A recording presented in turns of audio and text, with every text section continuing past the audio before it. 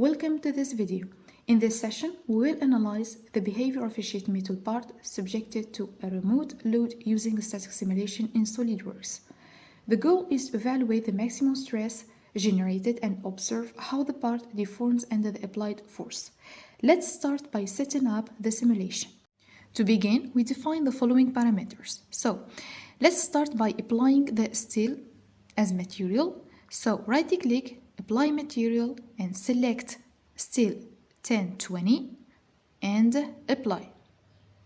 Since the part is made of sheet metal, we define a shell element to account for its thickness while optimizing computational efficiency. So, to do this, we right-click on the part and assign a shell definition to the selected face. So, let's select thick as shell type in the offset section by choosing the top surface. As you can see here, let's select all these surfaces. Select. SOLIDWORKS automatically detects the sheet metal thickness.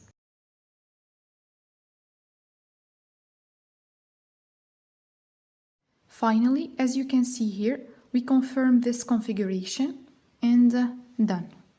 However, to verify the thickness, go to the Evaluate toolbar and select Measure.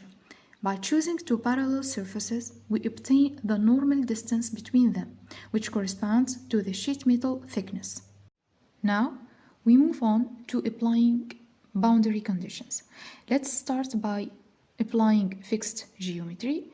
Right-click, Fixed Geometry. As you can see here, we will assign fixed geometry to these areas. Select. Then, select the other side. Select. And OK. Done. Now, we are going to apply the remote load.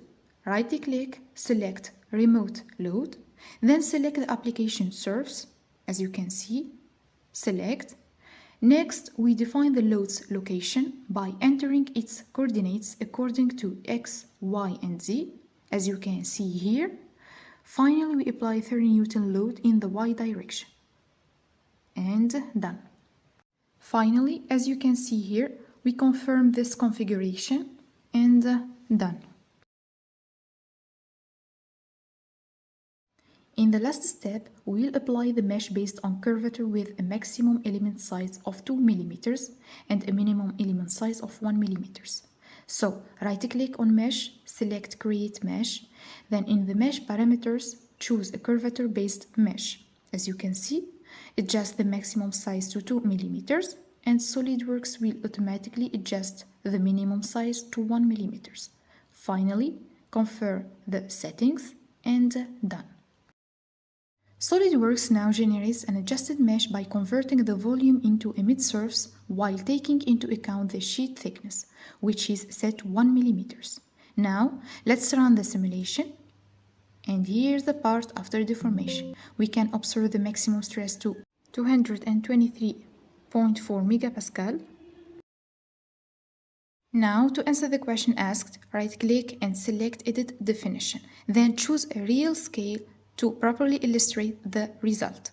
Next, change the unit to PSI while ensuring the result is displayed with 3 decimal places. Select Chart Options and write 3 decimal places.